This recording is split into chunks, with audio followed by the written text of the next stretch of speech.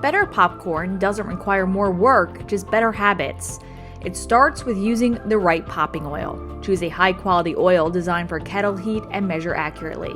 An improper oil to kernel ratio can cause slow popping, burning, or excess unpopped kernels. Next, preheat the kettle. Always wait for the ready light or target temperature before loading.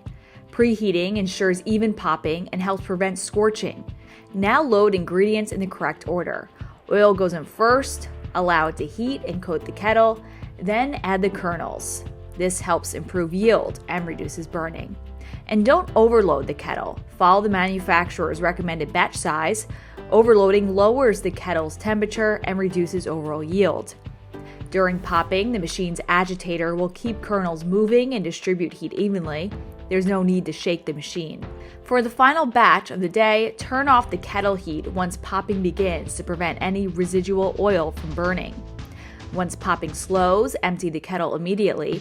Leaving popcorn or oil in the hot kettle will cause future batches to burn. Finally, keep equipment clean. Clean the kettle daily to prevent carbon buildup. Buildup leads to off flavors, darker popcorn, and shorter equipment life. And don't forget to add topping oil to ensure your popcorn bursts with flavor. When these habits are followed consistently, operators see higher yield, better flavor consistency, cleaner equipment, and fewer operational headaches. Now, who doesn't want that?